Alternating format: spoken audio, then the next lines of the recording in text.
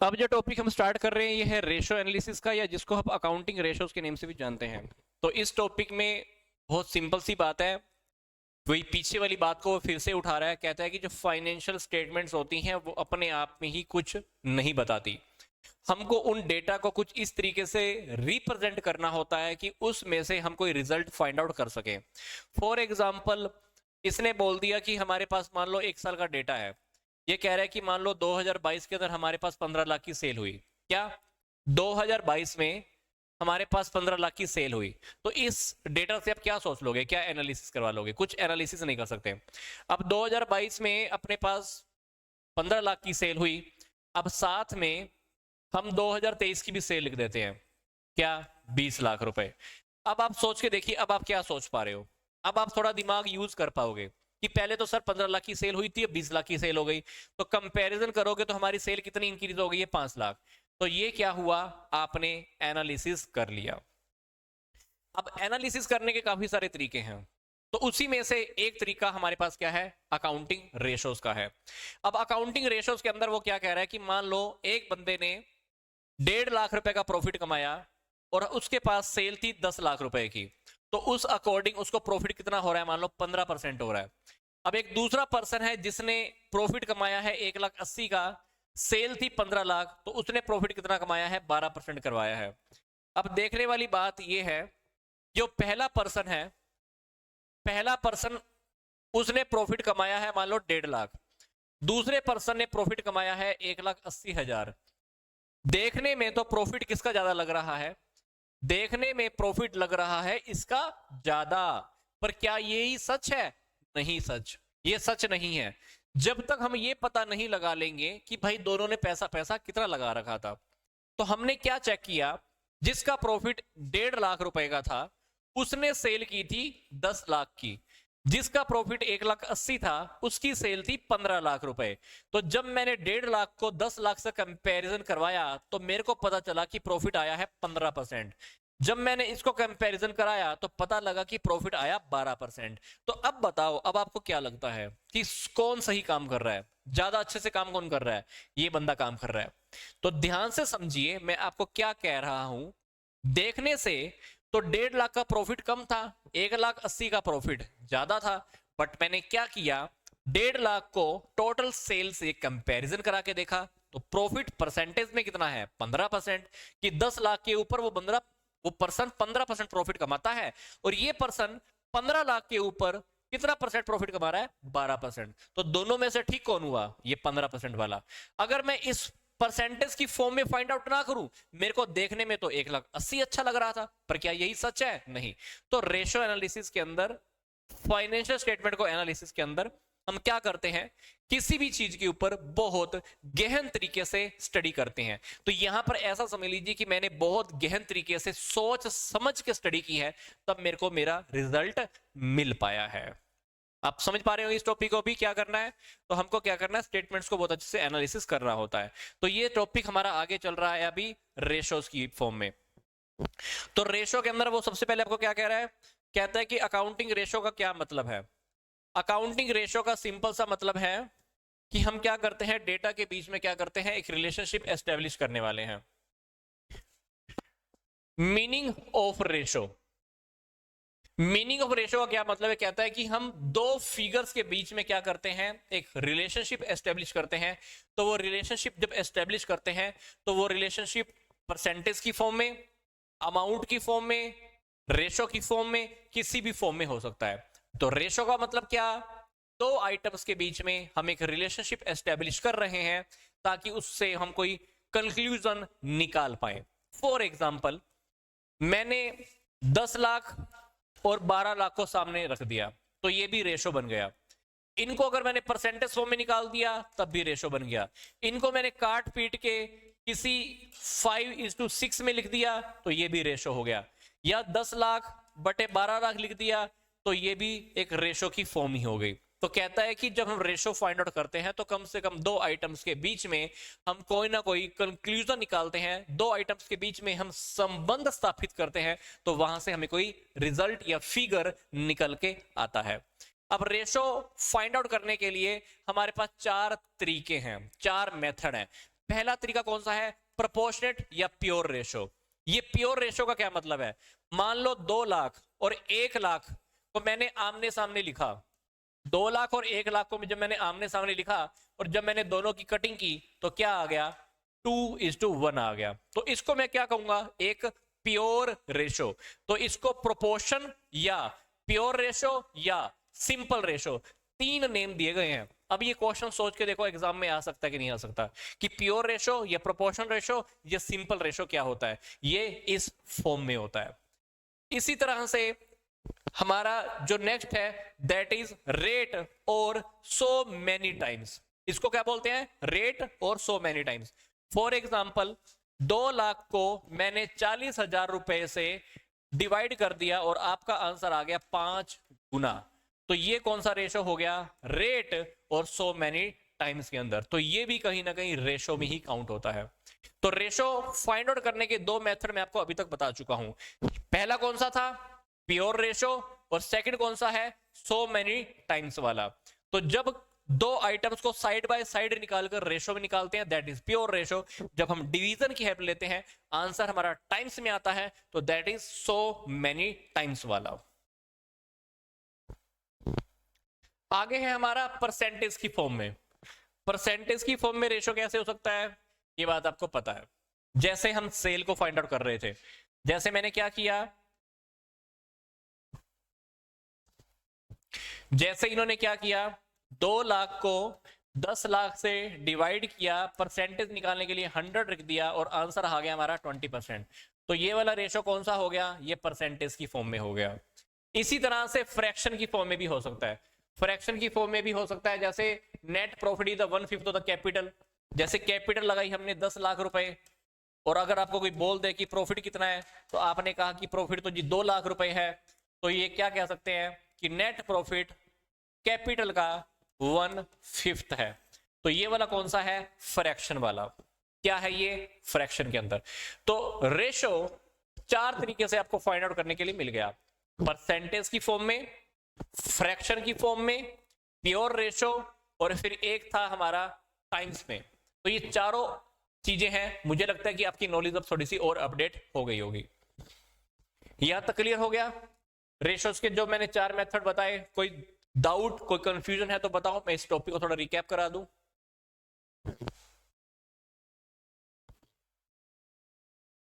पहला कौन सा था? Pure. Second so many times, and what is third? Percentage वाला। एंड द फोर्थ फ्रैक्शन के अंदर। प्योर रेशियो के अंदर क्या था? आंसर ऐसा आएगा जैसे 2:1। सो मेनी टाइम्स में 5 टाइम्स या 6 टाइम्स, 7 टाइम्स। परसेंटेज में आंसर परसेंटेज में आने वाला है। फ्रैक्शन के अंदर 1/5 है या 2/7 है, तो ये हो गया फ्रैक्शन के अंदर। तो ये था हमारा रेशो को फाइंड आउट करने के 4 मेथड। तो ये चारों की चारों चीजें ऐसा समझ लो कि रेशो में आती है। अदरवाइज हमको रियल लाइफ में के अंदर हमको एक डाउट रहता है कि हम इसको ही रेशो मानते हैं। किसको? जैसे 2:1 है जी, यही रेशो है। 4:3 है, हम कहते हैं कि सर यही रेशो है, बट ये भी रेशो है। Pure ratio, so many times, fraction and the percentage form, these all are the types of the ratios. अब बात आ रही है कि रेशो एनालिसिस का क्या ऑब्जेक्टिव है। रेशो एनालिसिस से सिंपल सी बात है, हमको हमारे वीक पॉइंट पता चल जाते हैं। वीक पॉइंट जो होते हैं ना, हमको अपने वीक पॉइंट, कमजोरियों का पता चल जाता है कि हम कमजोरी हमके कहां पे आ रही है। फिर हमें अपनी लिक्विडिटी, सोल्वेंसी, एक्टिविटी और प्रॉफिटेबिलिटी रेशोज के बारे में भी पता चल जाता है। अब ये जो मैंने 4 मार्क किए हैं ना, ये चारों टॉपिक आगे आने वाली वीडियो, मतलब इसी वीडियो में आगे आने वाला है, तो थोड़ा सा वेट करना अभी। फिर ये हमको पता कर देता है कि हमें बिजनेस में कितना कंपैरिजन करके कितना प्रॉफिट होने वाला है, लॉस होने वाला है। इंडस्ट्री का भी सेम कंपैरिजन हो जाता है, मतलब 2 इंडस्ट्री का, इंडस्ट्री 1 और इंडस्ट्री 2, इनका आपस में भी कंपैरिजन हो जाता है, या एक ही इंडस्ट्री के अंदर काफी सारी फर्में काम करती है, उन फर्मों का भी आपस में कंपैरिजन हो जाता है। फिर to provide information for making time series analysis for making comparison of firm present ratio with the past ratio, मतलब हम पास्ट के साथ प्रेजेंट का भी डेटा कंपैरिजन कर लेते हैं। फिर 5वीं बात, making estimation and preparing the plan for the future. तो ये पॉइंट क्या कह रहा है कि हमको अगर प्लान बनाना है या फ्यूचर के बारे में कुछ सोचना है तो उसके बारे में भी हमको पता लग जाता है। तो रेशो एनालिसिस, ये अकाउंटिंग रेशो के हमारे क्या ऑब्जेक्टिव हैं। ये सबसे पहली बात मैंने आपको क्या बताया कि हमको अपने बिजनेस की कमजोरियों का पता चल जाता है, हमारी स्ट्रेंथ क्या है ये भी पता चल जाता है, मैनेजमेंट डिसीजन ले पाती है, ये 4 टाइप के रेशोज के बारे में पता चल जाता है। इंडस्ट्री का कंपैरिजन हो जाता है, इंडस्ट्रीज के पास्ट और फ्यूचर इसका भी थोड़ा हमको कंपैरिजन हो जाता है, मतलब पास्ट और प्रेजेंट के डेटा का कंपैरिजन हो जाता है। फिर हमने अगर कुछ अनुमान लगाना है, कुछ प्रेडिक्ट करना है, तो वो भी बातें कहीं ना कहीं हमको पता लग जाती हैं। तो ये हमने क्या स्टडी किया अभी, रेशो एनालिसिस के हमारे क्या ऑब्जेक्टिव हैं। अब हम बात करते हैं कि इसके क्या एडवांटेजेस हैं। एडवांटेजेस के अंदर हम बात करें तो हमारे पास है helpful in the analysis of the financial statement, कि अगर हमको फाइनेंशियल स्टेटमेंट को एनालिसिस करना है तो उसके में भी हमको क्या है, ये हमारा हेल्पफुल होने वाला है। अब फाइनेंशियल स्टेटमेंट्स क्या होती हैं, मैंने आपको पहले भी बहुत बार बता दिया है। फाइनेंशियल स्टेटमेंट्स के अंदर trading account, profit and loss account और बैलेंस शीट की बात कर रहे हैं, तो उनके ऊपर अगर आपको कुछ गहन अध्ययन करना है तो क्या काम आने वाला है, हमारा रेशो एनालिसिस का टॉपिक काम आने वाला है। आगे बात कर रहे हैं simplification of the accounting data. अगर किसी भी डेटा को अगर आपको सिंपल फॉर्म में प्रेजेंट करना है तो अकाउंटिंग रेशो हमारी बहुत हेल्प करती है। फॉर एग्जांपल, मान लो मैंने लिख दिया 10 लाख का प्रॉफिट और अब लिख दिया मैंने 12 लाख का प्रॉफिट, तो मैं कह सकता हूं ना कि प्रॉफिट हमारा 5:6 में हुआ है। तो ये डेटा पढ़ने में मुश्किल था, मैंने इसको सिंपल फॉर्म में लिख दिया। तो ये डेटा को अगर आपको किसी भी इंफॉर्मेशन को अगर आप सिंपल फॉर्म में रिप्रेजेंट करना चाहते हो तो उसको सिंपल फॉर्म में रिप्रेजेंट करने में आपकी अकाउंटिंग रेशो बहुत हेल्प करने वाला है। फिर कंपैरेटिव स्टडी, अगर आपको किसी भी डेटा के ऊपर तुलनात्मक अध्ययन करना है तो रेशोज आपकी बहुत हेल्प करते हैं, क्योंकि ये बात आपने आगे प्रैक्टिकल क्वेश्चन में भी कहीं ना कहीं देखी होगी या पीछे प्रैक्टिकल क्वेश्चन आपने कभी स्टडी किए हो, तो उसमें क्या होता है, डेटा का जब हम आपस में कंपैरिजन कराते हैं तो हमको परसेंटेज फॉर्म में भी पता लग जाता है। फिर आगे बात आती है कि helpful in the locating the week spot of the business. ये बात मैंने आपको अभी बताई थी, अगर आपको अपने बिजनेस के कमजोरियों का पता लगाना है तो रेशो आपकी बहुत हेल्प करते हैं, weak point of the business. तो बिजनेस की जहां जहां वीक पॉइंट है, वीक स्पॉट है, वो भी आप आइडेंटिफाई कर सकते हो कि भाई इस पॉइंट पर हमारी कमजोरी है, इस पॉइंट पर हम अच्छे से काम नहीं कर पा रहे हैं, तो उस पॉइंट के बारे में आपको पता लगता है और आप ढंग से काम कर पाते हो। आगे क्या है, अगला जो हमारा है वो है हेल्पफुल इन द फोरकास्टिंग। अगर आपको फ्यूचर के बारे में प्रेडिक्ट करना है तो फ्यूचर के बारे में भी आपको पता लग जाता है। जैसे मैंने आपको बताया था कि पहले प्रॉफिट हुआ हमारा 10 लाख, फिर हुआ 12 लाख, फिर हुआ 15 लाख, फिर हुआ 20 लाख। इनको आप परसेंटेज की फॉर्म में पता कर लीजिए तो हमको पता चल जाएगा कि जो नेक्स्ट ईयर हमारा जो प्रॉफिट होगा वो परसेंटेज की फॉर्म में कितना होने वाला है। तो लगभग लगभग हमको रेशो के अकॉर्डिंग फ्यूचर में होने वाले प्रॉफिट्स का, लॉस का, एक्सपेंसेस का पता लग जाता है। इसी तरह से हमको अपने बिजनेस के ट्रेंड का भी पता चल जाता है। 10 लाख, 12 लाख, 15 लाख, 20 लाख, मतलब हमारा बिजनेस ग्रो कर रहा है, तो ये बिजनेस का ट्रेंड हो गया कि बिजनेस हमारा चढ़ रहा है या घट रहा है। फिर fixation of the ideal standards. अब रेशो एनालिसिस के अंदर आपने एक बात नोटिस की है, रेशो एनालिसिस के अंदर कुछ स्टैंडर्ड फिक्स होते हैं कि रेशो 2:1 का है या रेशो 1:1 का है या हमारा रेशो 0.5:1 होना चाहिए। तो ये सारे फिक्सेशन, ये सारी बातें हम कहां पे फिक्स करके रखते हैं, ये सारे रेशो एनालिसिस में होती हैं, अकाउंटिंग रेशोस में होती है। फिर इफेक्टिव कंट्रोल, अगर आपको फ्यूचर के लिए कुछ कंट्रोल करना है तो आपको रेशोस के ऊपर, फाइनेंशियल स्टेटमेंट के एनालिसिस के ऊपर काम करना होगा। अगली बात क्या आती है, study of financial soundness. Financial soundness का क्या मतलब है, हमें पता चल जाता है कि क्या हम लोगों को टाइम पे पैसा दे पाएंगे, नहीं दे पाएंगे, हमारी लायबिलिटीज कितनी है, हमारे प्रॉफिट कितने हैं, हमारे कैपिटल कितने हैं, हम डिविडेंड दे पाएंगे नहीं दे पाएंगे, लोगों को अमाउंट रिटर्न कर पाएंगे नहीं कर पाएंगे, हम इंटरेस्ट कितना कमा रहे हैं, हम प्रॉफिट कितना कमा रहे हैं। तो ये सारी बातें भी हमको कहां से पता चल जाती हैं, ये हमको रेशो एनालिसिस से पता लग जाती हैं। अब हम बात करते हैं कि रेशो एनालिसिस की हमारी क्या लिमिटेशन है। लिमिटेशन के अंदर अगर हम बात करें तो पहली लिमिटेशन जो हमको आ रही है वो है false accounting data gives false ratio. ये बात मैंने आपको पहले भी बताई है कि अगर हमारे पास पीछे से ही हमने गड़बड़ कर रखी है, अगर हमने पीछे से ही कुछ गड़बड़ कर रखी है, तो आप कितने भी अच्छे रेशो क्यों ना फाइंड आउट कर लो, कितने भी अच्छे से आप फॉर्मूला क्यों ना लगा लो, आपके रिजल्ट वो गलत ही आने वाले हैं। क्यों? क्योंकि आपने मकान की नींव ही गलत रखी थी। अब मकान की नींव गलत रखी है तो मकान कितना अच्छा खड़ा कर लो, आपको थोड़ा टाइम में वो गिरता हुआ या कंडम होता हुआ नजर में आने वाला है। तो यही कह रहा है यहां पर कि अगर हम फॉल्स झूठी इंफॉर्मेशन अगर हमारे पास है तो रेशो भी आपको झूठी ही इंफॉर्मेशन प्रोवाइड करने वाला है।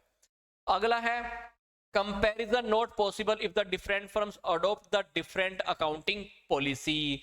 मान लो कोई एक फर्म है, मान लो कोई एक फर्म है और ये दूसरी फर्म है, इन दोनों फर्म ने अकाउंटिंग पॉलिसीज अलग अलग फॉलो की है।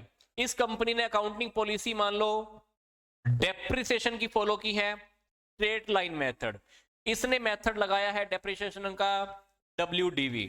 तो आप सोच कर देखो इन दोनों कंपनीज की अकाउंट्स को आप कंपैरिजन कर पाओगे? नहीं कर पाओगे, क्योंकि दोनों कंपनी ने डेप्रिसिएशन लगाने के अलग अलग मेथड लगाए हैं। अब अलग अलग मेथड लगाए हैं, पॉलिसी अलग अलग है, दोनों के रूल्स अलग हैं, रेगुलेशन अलग है, तो कंपैरिजन करने का फायदा ही क्या?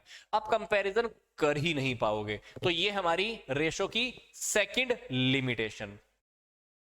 चलते हैं हमारे नेक्स्ट लिमिटेशन की ओर।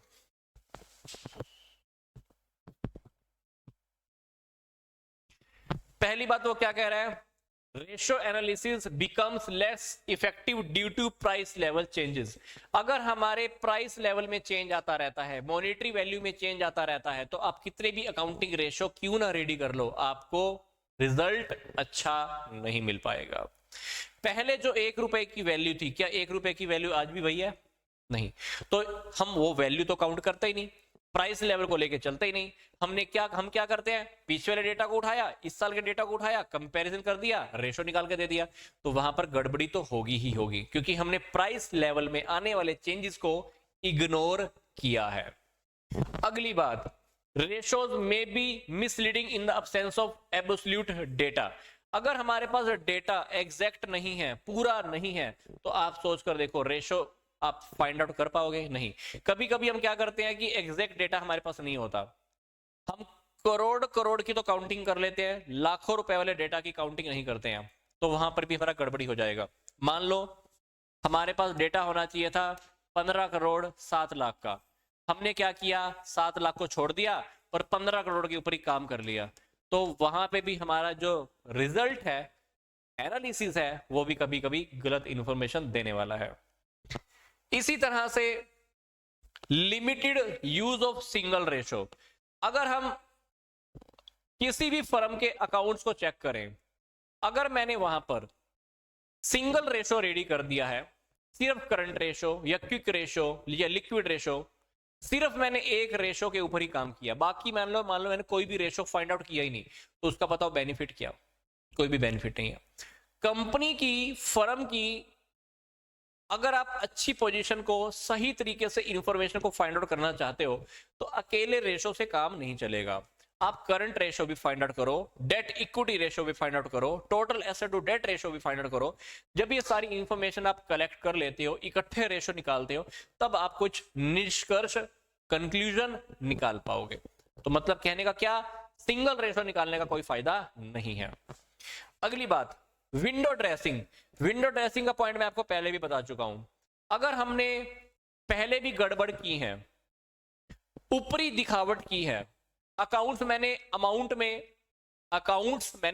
में पैसे की फॉर्म में अगर गलत दिखाए हुए हैं, तो आप कितने भी रेशो एनालिसिस के अकॉर्डिंग काम क्यों ना कर लो, आपका रिजल्ट फ्यूचर का गलत ही आने वाला है। तो रेशो एनालिसिस के अकॉर्डिंग वो क्या कह रहे हैं कि हमारी ये लिमिटेशन भी है कि अगर आप पहले से विंडो ड्रेसिंग के अंदर काम कर रहे हो, गड़बड़ आपने पहले से की हुई है, तो आपके रिजल्ट भी गड़बड़ वाले ही होने वाले हैं।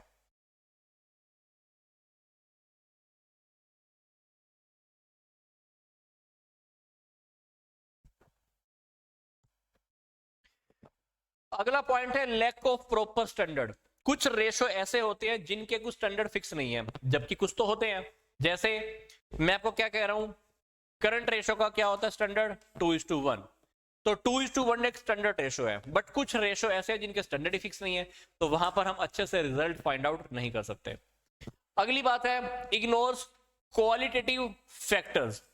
ये बात मैंने आपको पहले ही बताई थी कि अकाउंट्स की एक लिमिटेशन ये भी होती है कि हमारे पास क्वालिटेटिव इंफॉर्मेशन, क्वालिटेटिव डेटा नहीं रहता है, और जब क्वालिटेटिव डेटा नहीं रहता है तो हम फ्यूचर के बारे में बहुत अच्छे से नहीं सोच पाते। फॉर एग्जांपल, हमने अकाउंट्स में ये तो दिखा दिया हमारे पास एसेट्स कितनी है, लाइबिलिटीज कितनी है, कितने लोगों को पैसा देना है, कितने लोगों को पैसा देना है, बट पर हम क्या नहीं दिखाते, हम ये नहीं दिखाते कि मैनेजर का आपस में भी झगड़ा चल रहा है, कर्मचारी हमारे छुट्टी पे रहते हैं, हमारी कंपनीज के जो कर्मचारी है वो स्ट्राइक कर लेते हैं, तालाबंदी कर देते हैं, नौकरी छोड़ते रहते हैं, तो हम ऐसी ऐसी बातें तो दिखाते ही नहीं है। हम ये भी नहीं दिखाते कि प्रोडक्ट जो हम रेडी कर रहे हैं उसमें घटिया क्वालिटी का माल हमने लगाया हुआ है। तो मतलब हम आंकड़े तो दिखाते हैं पर क्वालिटी नहीं दिखाते हैं, गुणवत्ता नहीं दिखाते हैं। अब जब गुणवत्ता दिखाई नहीं रहे, गुणवत्ता पे काम ही नहीं कर रहे, तो रेशो निकालने का फायदा भी क्या। तो इग्नोर्स क्वालिटेटिव फैक्टर्स, मतलब हम क्वालिटी वाले जो भी फैक्टर होते हैं ना, उसको हम रेशो में कन्वर्ट नहीं कर सकते। अगली बात है ratios alone are not adequate for the proper conclusion. मतलब अगर आप बहुत सारे रेशोज फाइंड आउट कर भी लो तो उन अकेले रेशो से ही आपका काम नहीं चल सकता। ये वाला लास्ट पॉइंट समझने वाला है कि अगर हम सिर्फ रेशोज ही निकाल देते हैं बहुत सारे, तो वो अकेला ही काफी नहीं होते, वो रेशोज अकेले ही काफी नहीं होते। रेशो के साथ साथ आपको cash flow statement, fund flow statement, comparative statement, common size statement, trend analysis, ये सारी चीजें भी रेडी कर लेनी चाहिए। किसके साथ, रेशोज के साथ। तो मतलब अगर आपने सिर्फ और सिर्फ रेशोज पे ही काम किया है वो ही काफी नहीं है, आपको दूसरी टेक्निक्स भी साथ साथ यूज करनी चाहिए ताकि उसके अकॉर्डिंग आप बेनिफिट या रिजल्ट फाइंड आउट कर पाओ।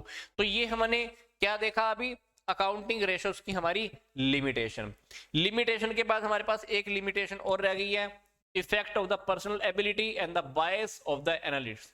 मतलब अकाउंट्स का काम जो बंदा कर रहा है ना, अकाउंट्स का काम जो बंदा कर रहा है, अगर उस बंदे ने अपनी पर्सनल जजमेंट से, अगर उस पर्सनल जजमेंट से उसने सारा काम किया है, अपने ही रूल्स एंड रेगुलेशन लगाए हैं, अपनी ही बातें बीच में फिक्स कर दी हैं, तो उसके अकॉर्डिंग जो भी काम उसने रेडी किया होगा वो गलत होगा।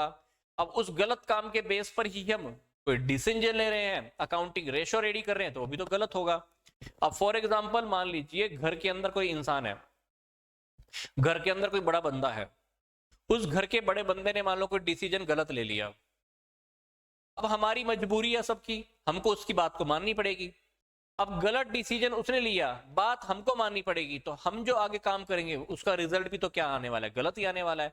तो मतलब कहने का यही है, अगर किसी पर्सन ने पर्सनल एबिलिटी का गलत उपयोग किया है, भेदभाव किया है अकाउंट्स रेडी करने में, अब उन्हीं अकाउंट्स के बेस पर हम रेशो रेडी कर रहे हैं, तो वो रेशो कैसे आने वाले हैं, गलत रिजल्ट देने वाले हैं। तो ये हमारी लिमिटेशन लास्ट थी। तो रेशो की अब हम बात करते हैं क्लासिफिकेशन की। रेशोज की जब हम क्लासिफिकेशन की बात कर रहे हैं तो हमको 4 प्रकार के रेशोज फाइंड आउट करने होते हैं। सबसे पहले जो हमारे पास रहता है वो रहता है लिक्विडिटी रेशो। लिक्विडिटी रेशो के बाद सेकंड है हमारे पास सोल्वेंसी रेशो, देन हमारे पास एक्टिविटी रेशो, और एक्टिविटी रेशो को हम टर्नओवर रेशो भी बोलते हैं। और फोर्थ नंबर पे जो रेशो हमारा काम करता है वो रहता है हमारा प्रॉफिटेबिलिटी रेशो, जो इसको हम इनकम रेशोज भी कह सकते हैं।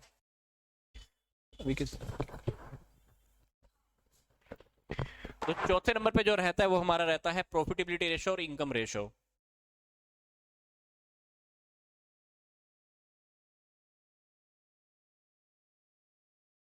कविता, तुम्हारे स्कूल के बच्चे आ गए तो फिर बाद में बाकी का देख लेना, उन बच्चों को पढ़ा लो इतना, है ना। मैं तुमसे पूछता तो रहता हूँ कि बीच में आगे कंटिन्यू करूं, आप लोग जवाब ही नहीं देते हो, तो हाथ हाथ कमेंट करके बताया करो ना, क्योंकि 1-2 मिनट का तो मुझे भी गैप चाहिए होता है ना, कंटिन्यू बोलता रहता हूँ ना, इसलिए जस्ट।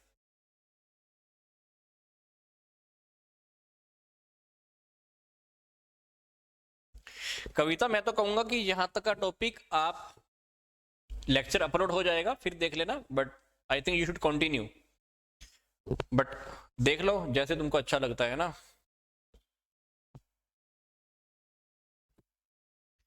तो लिक्विडिटी का क्या मतलब है? लिक्विडिटी का मतलब है कि हम ये देखना चाहते हैं कि फर्म अपनी शॉर्ट टर्म लाइबिलिटीज को टाइम पर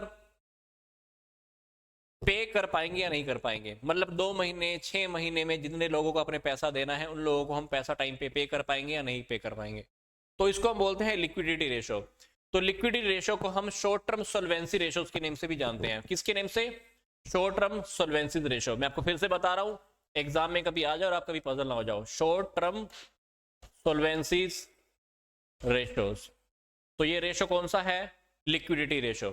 तो लिक्विडिटी का मतलब क्या होता है कि आप कितनी तरलता में है, कितना टाइम जल्दी से आप लोगों को आप पे कर पाओगे। जैसे लिक्विड, सबसे ज्यादा लिक्विड क्या होता है हमारे पास? जैसे पानी होता है, तो वैसे ही हमारे पास क्या पैसे की तरलता है क्या? क्या आपके पास कोई पैसा मांगने के लिए आ जाए खड़े पैर पर, आप उसको पैसा दे पाओगे क्या? या आप उसको 2 महीने में दे दो, या 6 महीने में दे दो, या 3 दिन में पैसे पे कर दो, तो आप खुद की लिक्विडिटी चेक करते हो। तो लिक्विडिटी को चेक करने के लिए, तरलता को चेक करने के लिए हमारे पास 2 रेशो होते हैं। पहला रेशो है करंट रेशो।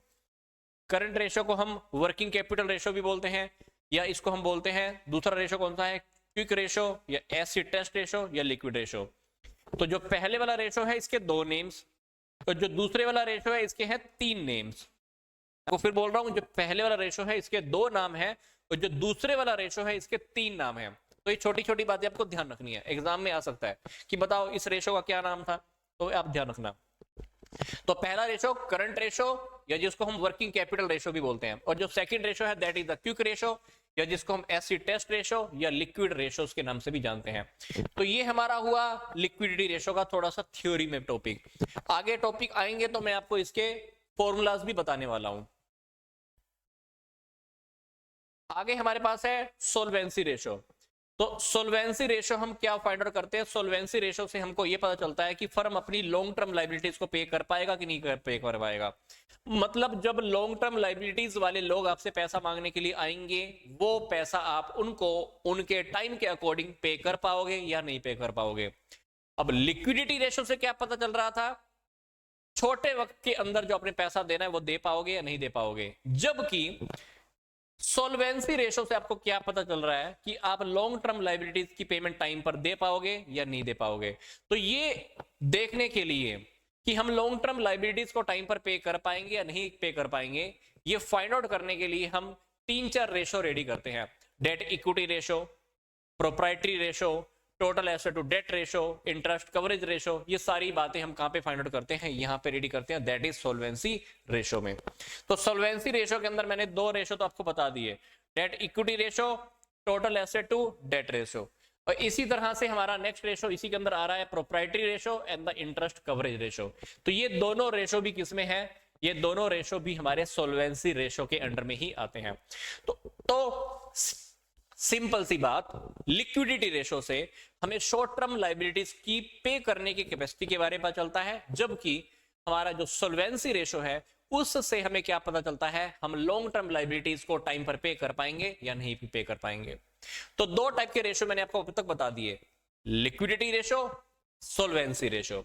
अब हम चलते हैं हमारे नेक्स्ट रेशो की ओर, जिसको हम बोलते हैं एक्टिविटी रेशो, या जिसको हम बोलते हैं टर्नओवर रेशो। इन रेशो के अंदर हम क्या करते हैं? डेटर्स की सेल के साथ, क्रेडिटर्स की परचेज के साथ, इस तरह से हम क्या करते हैं? रेशोज की फॉर्म में फाइंड आउट करते हैं। हम ये देखते हैं कि वो उनके कंपैरिजन में कितना गुना है। तो टर्नओवर रेशो होता है। टर्नओवर रेशो के अंदर हम बस यही देखते हैं। तो these ratios are calculated on the basis of the cost of revenue from the operation. मैं यहां पे लिख रहा हूं cost of revenue from operation. Revenue from operation को हम ऐसा समझ लीजिए कि सेल्स भी बोलते हैं। और मैंने यहां पे क्या लिखा, cost of revenue from operation, इसको मैंने क्या लिखा, cost of revenue from operation. इसको हम शॉर्टकट के अंदर कॉस्ट ऑफ गुड्स सोल्ड भी बोलते हैं। तो आपको इन वर्ड्स के अंदर डाउट करने की या कंफ्यूज होने की जरूरत नहीं है। रेवेन्यू फ्रॉम ऑपरेशन को सेल भी कहते हैं और cost of revenue from operation को हम कॉस्ट ऑफ गुड्स सोल्ड भी बोलते हैं। बोले तो जो गुड्स मैंने सेल कर दी हैं उसकी कॉस्ट कितनी है। तो हम जो एक्टिविटी रेशो रेडी करते हैं, ऐसा समझ लीजिए इसके बेस पे ही रेडी करते हैं। किसके बेस पर, cost of revenue from operations के बेस पर। तो इसमें जो सबसे पहला रेशो है वो है हमारा इन्वेंट्री टर्नओवर रेशो, या जिसको हम स्टॉक टर्नओवर रेशो भी कहते हैं। फिर जो दूसरा रेशो है उसको हम बोलते हैं आजकल trade receivable turnover ratio, TR। जो थर्ड रेशो है हमारा वो है क्रेडिटर्स और पेबल टर्नओवर रेशो, जिसको हम बोलते हैं trade payables turnover ratio, trade payable turnover ratio किसको बोलते हैं, जो दूसरा रेशो है। फिर इसी तरह से हमारा जो नेक्स्ट रेशो है वो है वर्किंग कैपिटल टर्नओवर रेशो। तो ये चारों के चारों रेशो किस में आते हैं, ये हमारे आते हैं एक्टिविटी रेशो के अंडर में, या जिसको हम टर्नओवर रेशो भी कह सकते हैं। रेशोज बहुत सिंपल है। अब हम चलते हैं हमारे नेक्स्ट रेशो की ओर। इस रेशो को हम बोलते हैं प्रॉफिटेबिलिटी रेशोज, या इनको हम कहते हैं इनकम रेशो। ये रेशो रियलिटी में प्रॉफिट के साथ कंपैरिजन करके फाइंड आउट किए जाते हैं। ये रेशो जो आपको बता रहा हूं ये कैसे फाइंड आउट किए जाते हैं, ऐसा लगा लो कि ये प्रॉफिट के साथ हम इनकी तुलना करते हैं और हम रेशोज निकाल लेते हैं, इसीलिए हम इसको बोलते हैं प्रॉफिटेबिलिटी रेशो या इनकम रेशो।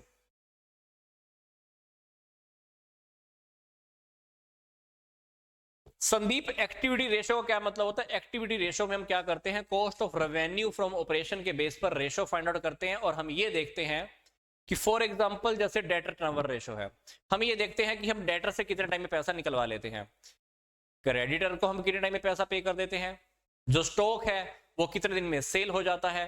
तो हम टर्नओवर चेक करते हैं, उनकी टर्निंग पावर चेक करते हैं, कितने दिन में वो चेंज हो जाता है। तो ऐसा समझ लो दैट इज एक्टिविटी रेशो।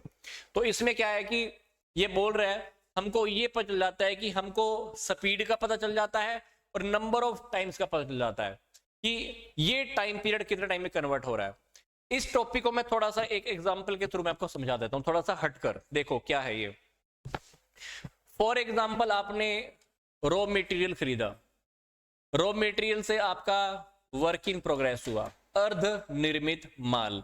फिर आपने फिनिश गुड्स बनाई, फिनिश गुड्स के बाद आपने क्या किया, इसकी मान लो पैकिंग की, फिर आपने ये सेल कर दिया, ये गया डेटर्स के पास, फिर गया ये कन्वर्ट हुआ, वहां से आपको कैश आया, इस कैश से आप खरीदते हो रॉ मटेरियल।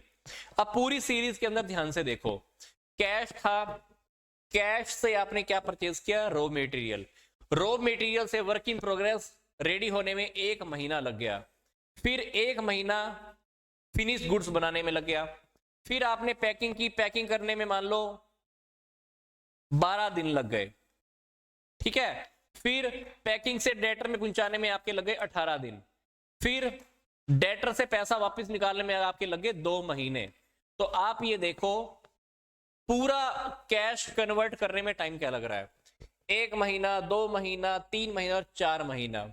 ऐसा लगा लो कि कैश को वापस कैश में लाने में 4 या 5 महीने का आपका टाइम लग गया।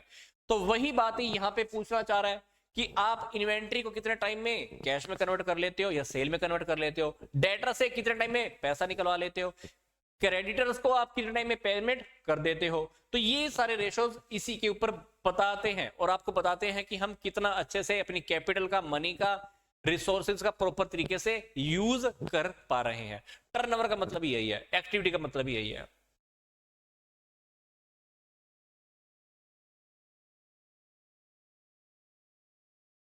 अब हम बात करते हैं हमारे करंट रेशो की। फर्स्ट रेशो की बात कर रहे हैं, ये हमारा लिक्विडिटी रेशो का हमारा फर्स्ट पार्ट है कौन सा, करंट रेशो। अब करंट रेशो के अंदर सबसे पहले हमारे पास क्या आएगा, सबसे पहले तो हमको इसका फॉर्मूला पता होना चाहिए। क्या है ये, current assets divided by current liabilities. तो इसका जो स्टैंडर्ड रेशो होता है वो होता है 2:1। बोले तो करंट एसेट्स करंट लायबिलिटीज की तुलना में 2 गुना होनी चाहिए, दैट इज करंट रेशो। अब बात करते हैं कि करंट रेशो का हमने फॉर्मूला तो लिख लिया, क्या, current assets divided by current liabilities. अब बात करते हैं कि करंट एसेट्स में क्या आता है, करंट लायबिलिटीज में क्या आता है, ये भी आपके सामने गिवन है। करंट एसेट्स में cash, bank balance, bill receivable, short term investment, debtors, stock, prepaid expenses, ये सारी चीजें किस में आती हैं, करंट एसेट्स में आती हैं। अगर मैं बात करूं कि करंट लायबिलिटीज में, करंट लायबिलिटीज में bank overdraft, bills payable, creditors, provision for taxation, short term loans, outstanding expenses, unclaimed dividends, proposed dividend, ये सारी चीजें किस में आती है, करंट लायबिलिटीज में आती हैं। तो क्वेश्चन में आपको ध्यान से देखना होता है कि करंट एसेट्स क्या है, करंट लायबिलिटीज क्या है, अमाउंट फिट कर दीजिए और कहीं ना कहीं हमारा रेशो रेडी हो जाता है। अब जब रेशो रेडी होता है तो हमको एक बात का ध्यान रखना है कि हमारा जो स्टैंडर्ड रेशो है वो क्या है, 2:1। 2:1 का क्या मतलब है, इसका मतलब है कि जो हमारी करंट एसेट्स है करंट लायबिलिटीज की तुलना में कितनी होनी चाहिए, ये 2 गुना होनी चाहिए। इसको वर्किंग कैपिटल रेशो भी क्यों बोलते हैं, क्योंकि वर्किंग कैपिटल का जो फॉर्मूला होता है वो क्या होता है, current assets minus current liability. इस रेशो को हम वर्किंग कैपिटल रेशो भी कहते हैं। क्यों कहते हैं, क्योंकि वर्किंग कैपिटल हम कैसे फाइंड आउट करते हैं, करंट एसेट्स में से करंट लायबिलिटीज को माइनस कर देते हैं। अब ये रेशो देखो करंट एसेट्स और करंट लायबिलिटीज की हेल्प से ही बना हुआ है, इसलिए इस रेशो को हम वर्किंग कैपिटल रेशो भी कहते हैं। तो ये हमारा पहला रेशो कवर हुआ, करंट रेशो। अब हम चलते हैं हमारे नेक्स्ट रेशो की ओर। इस रेशो के हमारे पास 3 नेम है, मैं आपको फिर से बोल रहा हूं। पहला नेम, दूसरा नेम, तीसरा name, quick ratio, acid test ratio और लिक्विड रेशो। इस रेशो का सिंपल सा फॉर्मूला है, लिक्विड रेशो का फॉर्मूला क्या है, liquid assets divided by current liabilities. अब बात ये आती है कि लिक्विड एसेट्स क्या होती हैं। सिंपल सी बात, अगर मैं करंट एसेट्स में से इन्वेंट्री को माइनस कर दूं, प्रीपेड एक्सपेंसेस को माइनस कर दूं, तो मेरे पास क्या बन जाएगा, लिक्विड एसेट्स बन जाएगा। मतलब सिंपल सी बात है, करंट एसेट्स और लिक्विड एसेट्स में एक सिंपल सा डिफरेंस है।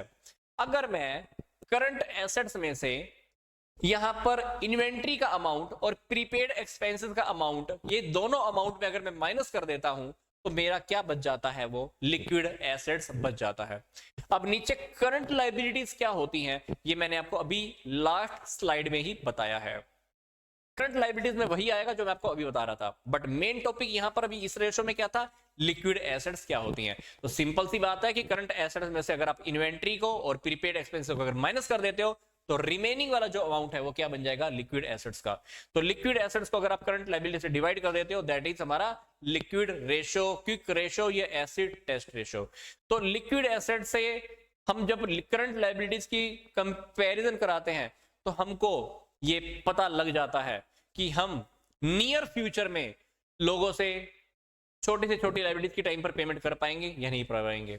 और जो हमारा ये स्टैंडर्ड रेशो होता है ये रहता है 1:1 का, ये बात हमको ध्यान रखनी है।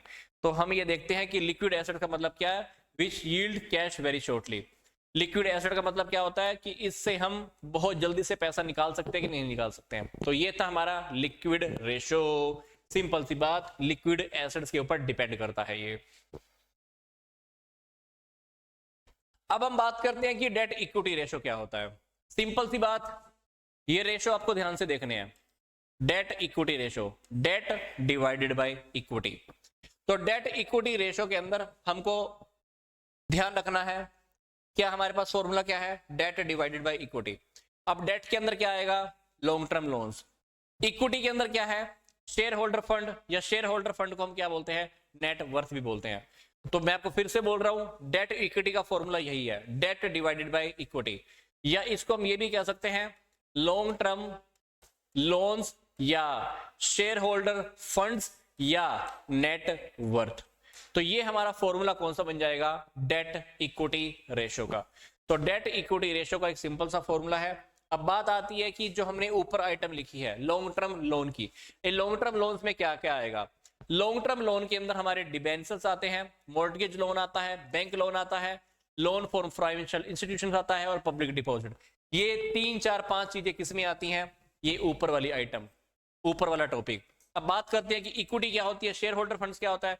तो शेयर होल्डर फंड के अंदर हमारे पास आएगा equity share capital, preference share capital, हमारे पास आएगा preference share capital, general reserve, capital reserve, जो अदर रिजर्व, ये सारी की सारी बातें इसके अंदर कितना आएगा, ये शेयर प्रीमियम, ये सारी की सारी बातें आती है शेयर होल्डर फंड्स के अंदर। तो ये हमारा हुआ डेट इक्विटी रेशो। तो डेट इक्विटी रेशो का एक सिंपल सा फॉर्मूला है डेट डिवाइडेड बाय इक्विटी। तो पहले मुझे बताओ कि यहां तक का टॉपिक क्लियर हो गया क्या।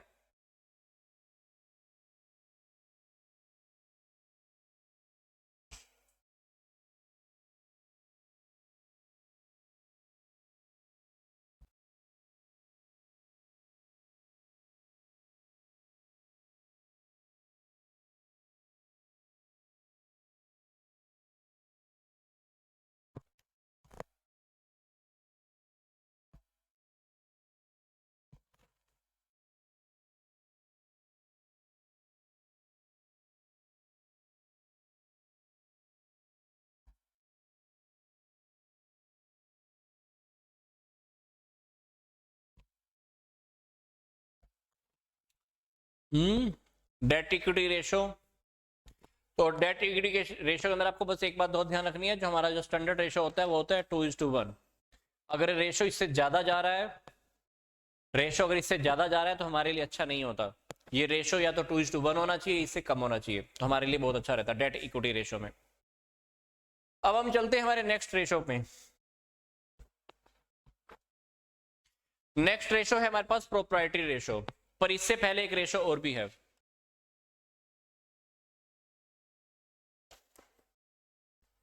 Total assets to debt ratio, है ना। अब टोटल एसेट्स में हमारी सारी एसेट्स आ जाएंगी, ऐसा समझ लो दैट इज टोटल एसेट्स। तो total assets to debt ratio, name से देखो, नेम से ही आपको क्लियर हो गया होगा, total assets to debt ratio. तो ये है हमारा सेकंड वाला रेशो। सोल्वेंसी रेशोज के अंदर हम आगे आ चुके हैं। सोल्वेंसी रेशो के अंदर हमारा जो सेकंड रेशो है that is total assets to debt ratio. अब हम बात करते हैं कि जो हमारा जो नेक्स्ट रेशो है वो कौन सा है, वो है proprietary ratio.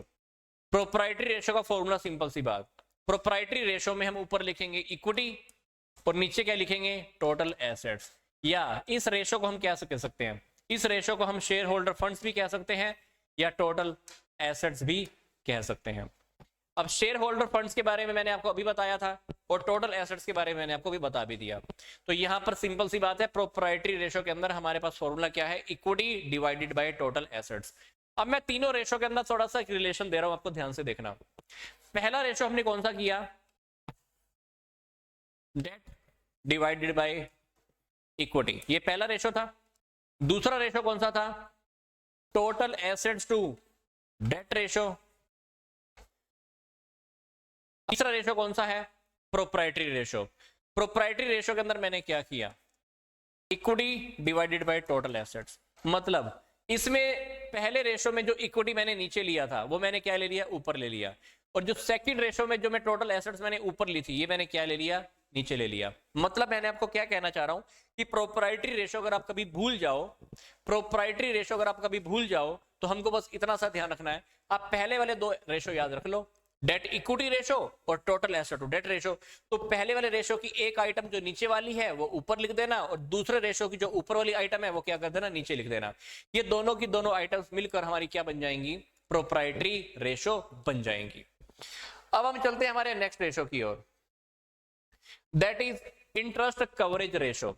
Interest coverage ratio का क्या मतलब है, net profit before charging interest and tax. मतलब net profit before charging interest and tax, और डिवाइड किससे करते हैं हम? फिक्स्ड इंटरेस्ट से। अब बात समझने वाली ये है कि net profit before interest and tax क्या होता है। Net profit before interest and tax क्या होता है? सिंपल सी बात है, सोच के देखो। हमारे पास प्रॉफिट होते हैं, मान लो इस प्रॉफिट में से मान लो मैं इंटरेस्ट पे कर देता हूं, फिर मैं इस प्रॉफिट में से टैक्स पे कर देता हूं, तो ये वाले मेरे प्रॉफिट रह गए। इस प्रॉफिट को मैं क्या कहूंगा? Net profit after interest and tax. Net profit after interest and tax. But मुझे कौन से वाला प्रॉफिट चाहिए? ये वाला प्रॉफिट चाहिए। ये वाला कौन सा प्रॉफिट था? Net profit before interest and tax. कभी कभी क्वेश्चन में हमारे पास ये डायरेक्ट गिवन नहीं होता, हमको गिवन होता है ये वाला प्रॉफिट। कौन सा प्रॉफिट गिवन होता है? Net profit after interest and tax. हमको क्वेश्चन में ये गिवन होता है क्या? Net profit after interest and tax, कि हम इंटरेस्ट और टैक्स पे कर चुके हैं उसके बाद वाला प्रॉफिट। बट हमको फॉर्मूले के अकॉर्डिंग कौन सा चाहिए? ये वाला प्रॉफिट चाहिए, ये वाला रिक्वायर्ड है। तो हम क्या करेंगे? इसके अंदर आप इंटरेस्ट को और टैक्स को वापस ऐड कर दो ताकि आप वापस यहां पे पहुंच जाओ। तो ये वाला प्रॉफिट हो गया net profit before interest and tax, जो हमको फॉर्मूले में चाहिए। नीचे क्या लिखेंगे? नीचे हम लिखेंगे फिक्स्ड इंटरेस्ट चार्जेस। बोले तो हमने कितने इंटरेस्ट पे किया है एग्जैक्ट। मान लो मैंने साल के दौरान 2 लाख रुपए का इंटरेस्ट पे किया है, तो यहां पर मैं क्या लिखने वाला हूं? 2 लाख। और ऊपर क्या लिखूंगा? जो मेरा प्रॉफिट है वो। आगे देखो, हम बात कर रहे हैं हमारे नेक्स्ट रेशोज की, और that is turnover ratios. Turnover ratio के अंदर हमारे पास जो पहला रेशो है वो है इन्वेंट्री टर्नओवर रेशो। तो इन्वेंट्री टर्नओवर रेशो के अंदर हम क्या देते हैं? ऊपर तो लिखते हैं हम कॉस्ट ऑफ गुड्स सोल्ड। अब ये जो टॉपिक आ रहा है ना कॉस्ट ऑफ गुड्स सोल्ड का,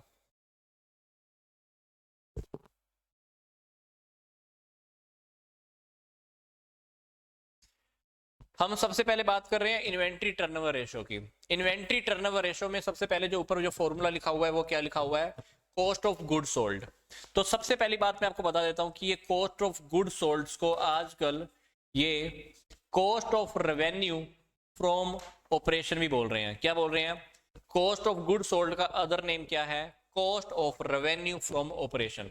तो ऊपर आपको यही लेना है और नीचे क्या लिखना है आपको? Average inventory. अब एवरेज इन्वेंट्री का क्या मतलब है? Opening inventory plus closing inventory divided by 2। ये क्या बन गया? Average inventory. तो इसको आपको यहां पे पुट करना है, that is inventory turnover ratio. फिर है हमारा रिसीवेबल्स टर्नओवर रेशो, या इस रेशो को आप कह लीजिए आज के टाइम में trade receivable turnover ratio. Trade receivables turnover ratio. और ट्रेड रिसीवेबल्स के अंदर हमारे पास डेटर्स भी आते हैं और हमारे पास बिल रिसीवेबल्स भी आते हैं। ये दोनों बातें हम लेके चल रहे हैं। तो ट्रेड रिसीवेबल टर्नओवर रेशो के अंदर ऊपर तो हम क्या लेके चलते हैं? क्रेडिट सेल लेके चलते हैं, और नीचे क्या लिखते हैं हम? Average trade receivables.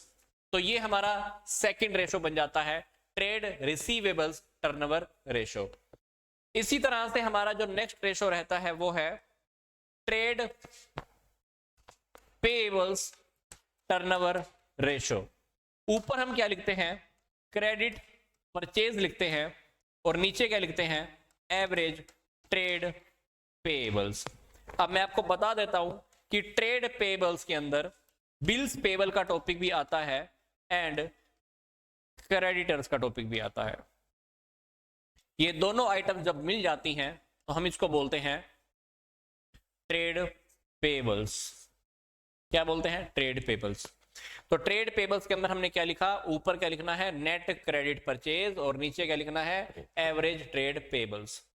तो इसी तरह से हमारे पास है कैपिटल एम्प्लॉयड टर्नओवर रेशो। इसके अंदर क्या लिखते हैं हम? Sales divided by average capital employed. Working capital turnover ratio में क्या लिखते हैं? ऊपर हमको लिखनी होती है नेट सेल, और नीचे क्या लिखना होता है हमको? Working capital. और वर्किंग कैपिटल का फॉर्मूला क्या होता है? करंट एसेट्स में से करंट लायबिलिटीज का माइनस करना। इसी तरह से ही हमारा है एसेट टर्नओवर रेशो। इसमें से ऊपर आपको लिखना है नेट सेल, और नीचे लिखना है आपको एवरेज टोटल एसेट्स। तो ये है हमारे टर्नओवर रेशो, जिसको हम एक्टिविटी रेशो भी कह सकते हैं। अगर हमें थोड़ा सा डिटेल में जाऊं तो टर्नओवर रेशो के बारे में यहां पे मैंने आपको एक बात अभी तक नहीं बताई है कि ये कॉस्ट ऑफ गुड सोल्ड क्या होता है। Cost of revenue from operation कह लो या फिर इसको कॉस्ट ऑफ गुड सोल्ड कह लो, एक ही बात है। इसका फॉर्मूला क्या होगा, इसमें क्या क्या आता है ध्यान से सही ना। Opening stock plus purchase plus direct expenses minus closing stock. ये किसका फॉर्मूला है, ये इसका कॉस्ट ऑफ गुड सोल्ड का फॉर्मूला है। Otherwise cost of good sold को निकालने का एक तरीका और भी होता है, अगर आप नेट सेल में से ग्रोस प्रॉफिट को माइनस कर दें तब भी हम इसको फाइंड आउट कर सकते हैं। मतलब इसको फाइंड आउट करने के हमारे पास दो मेथड है, ये पहला मेथड और ये हमारे पास दूसरा मेथड। ये दोनों की दोनों बातें आपको यहाँ पे दी हुई हैं। तो ये बात आपको बहुत ध्यान से देखनी है कि एग्जाम में कभी भी आ सकता है कि कॉस्ट ऑफ गुड सोल्ड को फाइंड आउट करने का क्या तरीका है। Opening inventory plus purchase plus wages plus direct expenses minus closing inventory, ये सारा का सारा आ गया cost of revenue from operation में। और cost of revenue from operation को मैं एक बार आपको फिर से बता रहा हूं कि उसको हम कॉस्ट ऑफ गुड सोल्ड भी बोलते हैं। ठीक है, तो कॉस्ट ऑफ गुड सोल्ड को फाइंड आउट करने के दो तरीके हैं, पहला मेथड ये, दूसरा मेथड ये।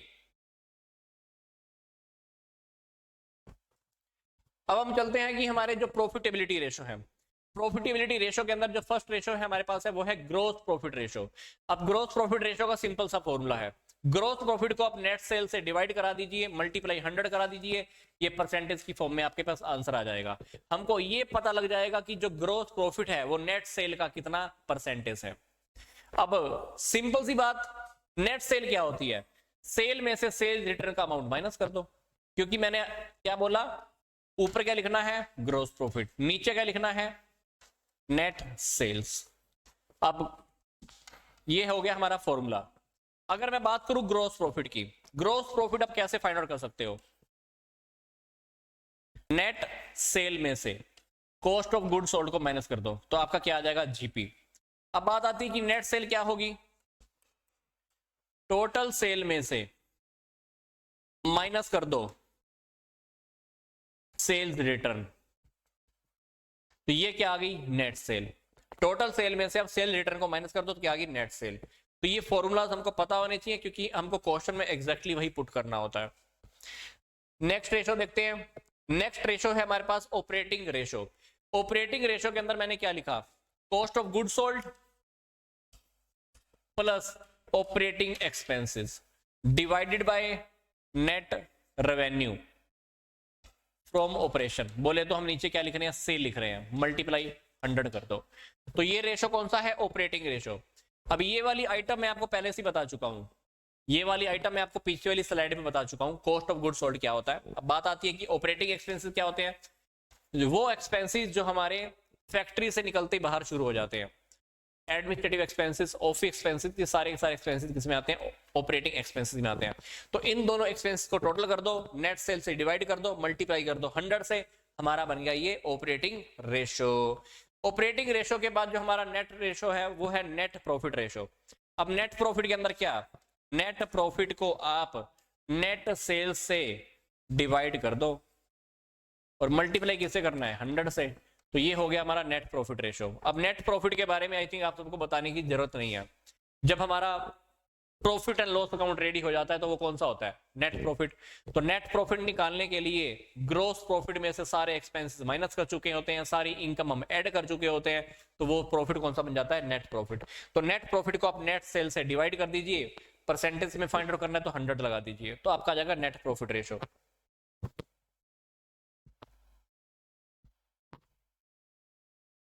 आगे है हमारा ऑपरेटिंग रेशो। ऑपरेटिंग रेशो मैं आपको पहले ही बता चुका हूं वैसे तो हमारा ये रेशो का टॉपिक लगभग हमारा कवर हो चुका है। तो